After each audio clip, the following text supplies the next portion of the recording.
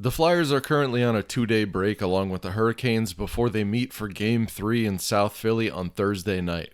But coming out of today's practice, we've got quite a bit of news to digest with regards to the Flyers roster. The first news of the day was right at 11 a.m. when the Flyers announced that they've recalled Jett Luchanko from the OHL after his team Brantford got knocked out of the playoffs on Monday the 4th. So, just 2 days later, we have Jett Luchanko on the ice with the Flyers in Voorhees.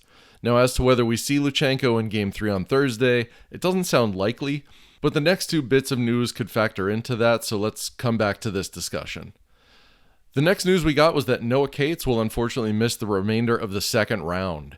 There was some chatter after Game 2 that Cates may have sustained an injury at some point in the game, and now we know it's severe enough that he'll be out for the next 2 to 4 games, depending on how long the series goes.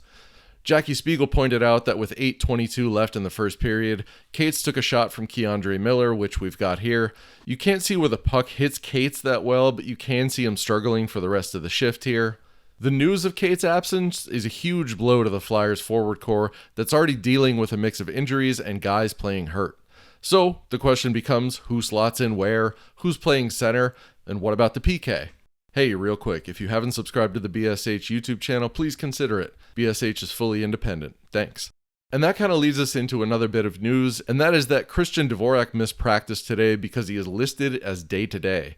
Luckily, Rick Tocchet did express optimism that he'll play in Game 3, but now we know we can add Dvorak to the list of guys banged up for the Flyers. And these are two important players in Cates and Dvorak. While Cates only had 4 points in the playoffs so far and Dvorak only has 3, both players are key defensive forwards. Carolina is all about puck possession and taking about 1 million shots a game. Even though Cates wasn't scoring a ton, he was valuable in terms of his defense, and he's also really important when it comes to puck battles along the boards when both teams are fighting for that possession that Carolina's game is centered so much around. And while Dvorak still sounds healthy enough to play, this seems like it's either something new that came up or something that's gotten worse as the playoffs roll on. So going back to the Luchanko of this all, Tocchet did kind of reveal what he plans to do at the center position for Game 3.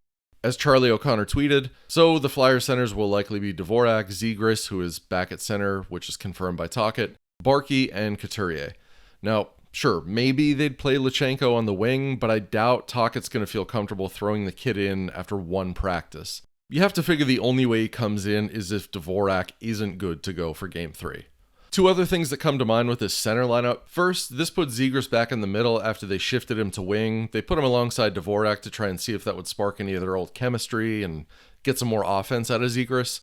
And the second thing, this kind of cements Barkey as a center right now. He'd only recently shifted to the middle, but now with Noah Cates out, it looks like he'll definitely be playing center for the remainder of the series.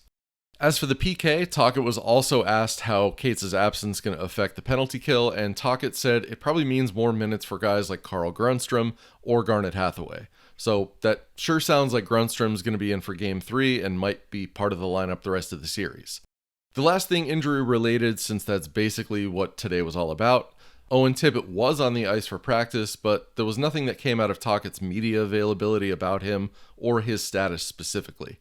So I guess we'll see at like 8 p.m. tomorrow night once the players hit the ice, because God knows the network won't actually put it on till like 8:25.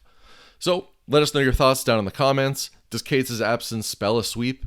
What would you do with the lines? And will Jett get a game this series? I think I'd do the lines like this, but Taco would never.